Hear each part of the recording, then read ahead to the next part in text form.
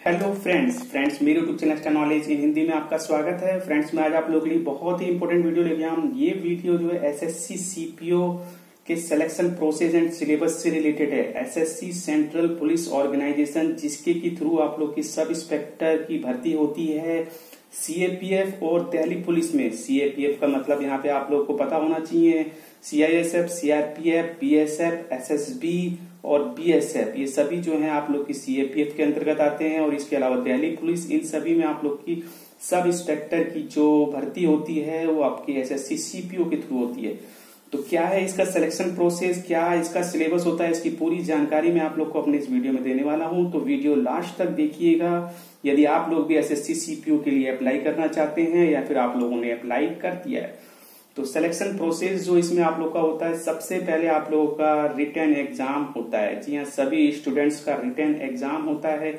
और यदि आप लोग रिटन एग्जाम क्वालिफाई कर जाते हैं, मेरिट लिस्ट में आ जाते हैं, तो आप लोग को फिजिकल के लिए बुलाया जाएगा। फिजिकल का मतलब यहाँ पे पीएसटी और पीटी, फिजिकल स्टैंडर्ड टेस्ट और फिजिकल एंड्योरेंस टेस्ट आप लोग का यहाँ पे होता है, पीटी पीएसटी।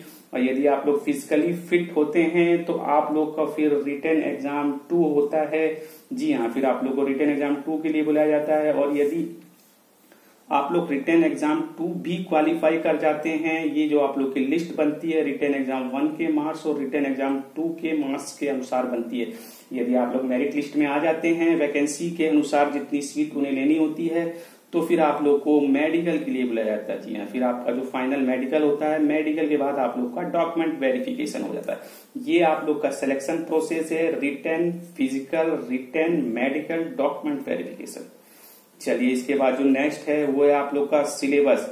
जी हाँ, सिलेबस के बारे में मैं आप लोग को बता देता हूँ। तो सबसे पहले आप लोग का जो रिटन एग्जाम होता है, इसमें आप लोग के जो 4 सब्जेक्ट आते हैं।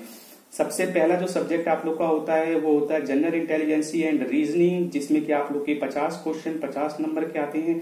इसके अलावा जो नेक्स्ट है वो आप लोग का जनरल नॉलेज और जनरल अवेयरनेस, ये भी आप लोग के 50 क्वेश्चन 50 नंबर के आते हैं। इसके अलावा क्वांटिटेटिव एप्टीट्यूड के क्वेश्चन आप लोग के आते हैं, जो कि 50 क्वेश्चन 50 नंबर के होते हैं। इसके अलावा इंग्लिश कंप्रहेंशन के क्वेश्चन आते हैं, ये भी आप लोग के 50 क्वेश्चन 50 नंबर के होते हैं। मींस 200 क्वेश्चन आप लोग के यहाँ पे 200 नंबर के होते हैं। और 2 घंटे का आप लोग को टाइम मिलता है। 120 मिनट में आप लोग को 200 क्वेश्चन करने होते हैं। तो जो इसका पेपर लेवल होता है, मैं आप लोग को बता दूं, बहुत ही ज्यादा हार्ड नहीं होता। जी हाँ, नॉर्मल आप लोग का पेपर होता है। और जो इसकी कट ऑफ आप लोग की जाती है वो जनरल 54-55 के आसपास रहती है। इसके अलावा जो ओबीसी एसटी वगैरह इसी हिसाब से जो है आप लोग की डाउन होती जाती है। टोटल में आप लोग को बताऊं तो 42-43 से आप लोग की जो है 54-55 तक आप लोग के सभी कैटेगरी इसके अंतर्गत आ जाती है। तो पेपर बहुत ज्यादा हार्ड नहीं होता है। तो यदि आप लोग इसके लिए अप्लाई कर रहे हैं और प्रिपरेशन कर रहे हैं तो आप लोग पेपर 1 क्वालिफाई कर जाएंगे। और यदि आप लोग पेपर 1 आप लोग देते हैं तो आप लोग का जो ऑब्जेक्टिव टाइप क्वेश्चन आएंगे, ठीक है, और जो आप लोग की रीजनिंग है, जीके है और क्वांटिटेटिव एप्टीट्यूड है, ये आप लोग की हिंदी इंग्लिश दोनों में मिलेंगे क्वेश्चन इसमें। लेकिन जो आप लोग के इंग्लिश के क्वेश्चन होंगे वो आप लोग के इंग्लिश में ही मिलेंगे। और इसके अलावा आप लोग की नेगेटिव मार्किंग यहाँ पे होने वाली है। तो जो क्वेश्चन आप लोग को आते हो उन्हीं क्वेश्चंस को आप लोग कीजिएगा, नहीं तो जो क्वेश्चन आप लोग का सही होगा उसमें से भी आप लोग के 1/4 मार्क्स काट लिए जाएंगे, क्योंकि यहाँ पे माइनस मार्किंग है। और यदि आप लोग रिटर्न 1 आप, जैसे मैंने आप लोग को बता दिया, क्वालिफाइंग लिस्ट में आ जाते हैं, तो आप लोग को पीटी पीएसटी के लिए बुलाया जाएगा। तो चलिए मैं आप लोग को पीटी पीएसटी के बारे में पूरी डिटेल देता हूँ, फिजिकल स्टैंडर्ड टेस्ट और फिजिकल एंड्योरेंस टेस्ट। तो फिजिकल स्टैंडर्ड टेस्ट आप लोग का जो होता है, ये आप लोग की पूरे हाइट, चेस्ट और वेट का जो यहाँ पे मेजरमेंट होता है, ठीक है। तो सबसे पहले मैं आप लोग को जानकारी देता हूँ हाइट के बारे में। तो मेल कैंडिडेट जो यहाँ पे होते हैं, ठीक है, मेल कैंडिडेट जनरल के हो गए, आप लोग के ओबीसी के हो गए, एससी के हो गए, तो इनकी हाइट जो ली जाती है सभी की 170 सेंटीमीटर ली जाती है। और इसके अलावा चेस्ट आप लोग का 80 होना चाहिए। इस और एक्सपेंडेड यानी कि आप लोग का 85 सेंटीमीटर का आप लोग यहाँ पे फुलाव देखा जाता है। और यदि आप लोग बिलोंग करते हैं hill areas of Garhwali, Kumaon, Himachal Pradesh, Gorkha, डोरगा, Maratha, Kashmiri valley, Leh Ladakh region of Jammu and Kashmir, north eastern state of Sikkim, तो आप लोग की यहाँ पे जो हाइट है वो 165 ली जाती है मेल कैंडिडेट। और इसी प्रकार से चेस्ट आप लोग का 80-85 यहाँ पे देखा जाता है। और इसके अलावा all candidate male candidate belong to ST, तो आप लोग को यहाँ पे हाइट में छूट दी जाती है 162.5 और आप लोग की चेस्ट में भी यहाँ पे आप लोग को रिलीफ मिलता है 77 और फुल आउट के बाद आप लोग की 82 होनी चाहिए। इसी प्रकार से यदि आप लोग फीमेल कैंडिडेट हैं जनरल, ओबीसी और एससी से, तो आप लोग की हाइट यहाँ पे 157 देखी जाती है, चेस्ट आप लोग का मेजरमेंट नहीं किया जाता। और फीमेल कैंडिडेट यदि बिलोंग करती है hill areas of Garhwal, Kumaon, Himachal Pradesh, Gorkha, Dogra, Maratha, Kashmir valley, Leh Ladakh region and of Jammu Kashmir, north east area of Sikkim, तो आप लोग की हाइट यहाँ पे ली जाती है 155, चेस्ट मेजरमेंट नहीं किया जाता। और यदि फीमेल बिलोंग करती हैं एसटी कैटेगरी से, तो आप लोग की जो हाइट में काफी रिलीफ मिलती है 154 पे ही आप लोग को यहाँ पे सेलेक्ट कर लिया जाता है। इसके बाद बारी आती है आप लोग की वेट की। तो वेट जो होता है आप लोग के हाइट के अकॉर्डिंग होता है जी, हाइट के अकॉर्डिंग ही आप लोग का वेट नापा जाता है। तो वेट कितना होना चाहिए हाइट के अकॉर्डिंग, इसके लिए आप लोग को मेरा दूसरा वीडियो देखना पड़ेगा, उसमें मैंने आप लोग को पूरी डिटेल दे रखी है हाइट अकॉर्डिंग टू वेट, ठीक है, वो आप लोग देख लीजिएगा, उसका लिंक मैं आप लोग को दे दूंगा नीचे वीडियो के डिस्क्रिप्शन बॉक्स में। इसके बाद बारी आती है आप लोग की पीटी की। तो एंडोरेंस टेस्ट आप लोग का होता है, इसमें सबसे पहले आप लोग का जो होता है रेस, जी हाँ रेस होती है, इसमें आप लोग की लॉन्ग जंप होती है, हाई जंप होती है, इसमें शॉर्ट पुट आप लोग को देखा जाता है, ठीक है। तो रेस जो है आप लोग का 100 मीटर, मेल कैंडिडेट के बारे में बता रहा हूं मैं, 100 मीटर रेस आप लोग की 16 सेकंड, और इसके अलावा 1.6 किलोमीटर रेस आप लोग की जो है 6.5 मिनट में होनी चाहिए। इसके अलावा जो आप लोग का लॉन्ग जंप है वो 3.65 मीटर 3 चांस में आप लोग का यहाँ होना चाहिए। इसके अलावा हाई जंप आप लोग का 1.2 मीटर 3 चांस में होना चाहिए, और शॉर्ट पुट जो है आप लोग का 16 LBS 4.5 मीटर इन 3 चांस, ठीक है। ये मैंने आप लोग को मेल कैंडिडेट के बारे में बताया है।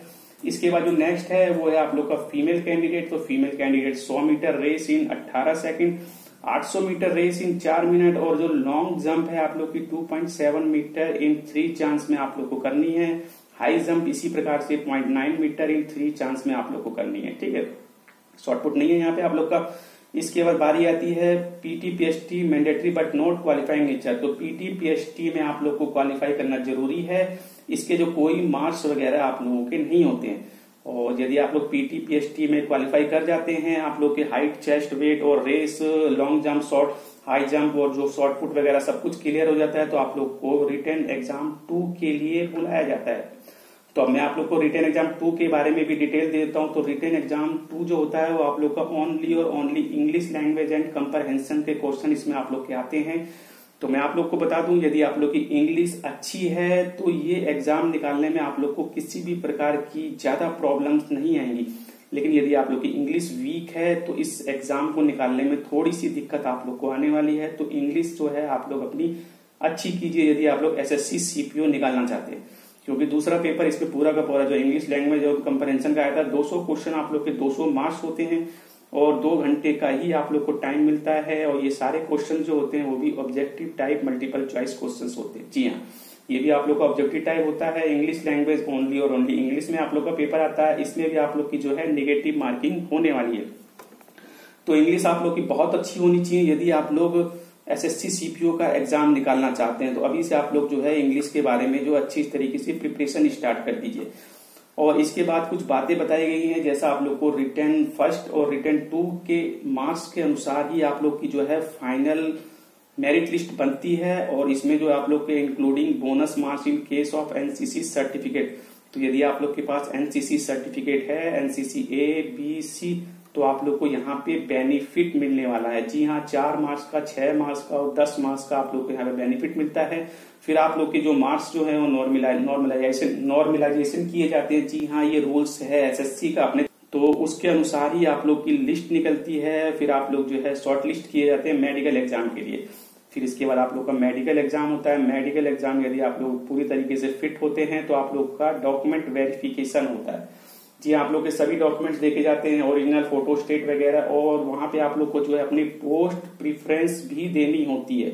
जी आप लोग को पूरी पोस्ट प्रीफरेंस देनी होती है कि किस आप लोग की, अगर यदि आप लोग की रैंक हाई है तो आप लोग सबसे पहले अपनी किस पोस्ट को प्रीफरेंस दे रहे हैं वो आप लोग को वहां पे भरना होता है डॉक्यूमेंट वेरिफिकेशन के समय।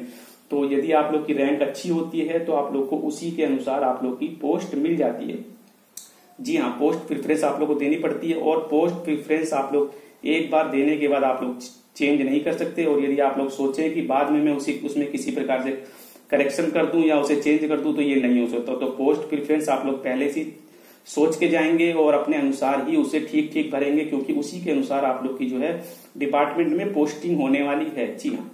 और इसके अलावा कुछ इंपॉर्टेंट बातें और बता दूं, यदि आप लोग दिल्ली पुलिस के लिए अप्लाई करना चाहते हैं सब इंस्पेक्टर, तो आप लोग के पास जो है ड्राइविंग लाइसेंस होना चाहिए। LMB मोटरसाइकिल या फिर कार का आप लोग के पास ड्राइविंग लाइसेंस होना चाहिए, तभी आप लोग जो है दिल्ली पुलिस में सेलेक्ट किए जा सकते हैं। और आप लोग के पास जो सेंट्रल का OBC सर्टिफिकेट भी होना चाहिए। जी हाँ। तो फ्रेंड्स, मैंने आप लोगों को पूरी जानकारी दे दी है SSC CPO सिलेक्शन प्रोसेस और सिलेबस के बारे में। यदि आप लोगों को कुछ और पूछना है तो वीडियो के नीचे कमेंट बॉक्स में कमेंट करके आप लोग मुझसे पूछ सकते हैं, मैं आप लोगों को पूरी जानकारी दे दूंगा।